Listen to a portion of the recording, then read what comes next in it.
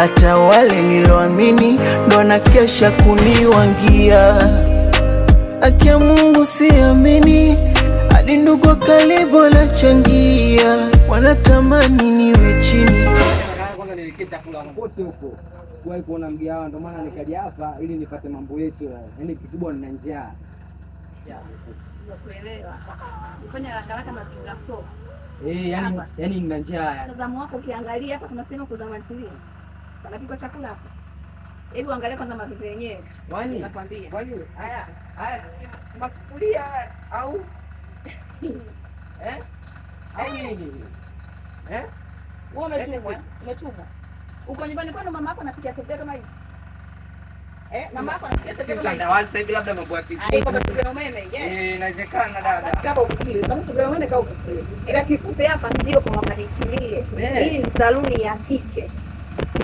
Umeelewa? Sawa, mshikaji atakuwa amenipoteza maboya. Baba aliniambia kuna hapo ukifika hapo utakuta mgahawa. Kaambia kwa mama wawili. Kwa mama wawili ndio kuna mantilia. Dadangu. Uko sawa. Basi watu wachane na kutokana mimi mwenyewe nina njaa. Hapo kwa haraka hapo ninaweza kumkapata wapi chakula? Maana hapa si mmenikatalia dadangu na kuniuzia hela ninayo. Sio kama hela sina, hela ninayo dadangu. Sasa nikuzeni kuzia nini? Nikuzia nini? Kama nataka kununua nasta chukua. Nunua nasta ukale. Nimekwambia siuzi chakula mimi sio mama ntilie. Hapa ni saluni ya kike. Elewa nawe kaka. Toka nje, angalia mkono kushoto, utakuta hapo mama ntilie anauza chakula.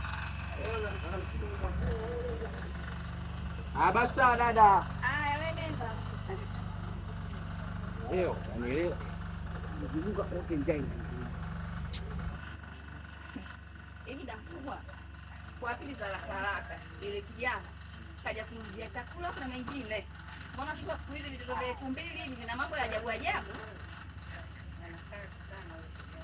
Nitakuja huko siku kwa mambo kwa mantilia anakuja kabisa anashika dryer, na kukaushia nywele na anasema sefuria. Hizi so bure bana. Kabisa. Yaani mibangi na mipombe zinazosumbua sasa hivi vijana wetu. Kwa kweli. Huyo mamake nyumbani kwao ana kazi, yaani ana kazi kubwa sana. Ngoja aende mbele kwa kaangalia chakula kama atakupata. Asuni tena hapa.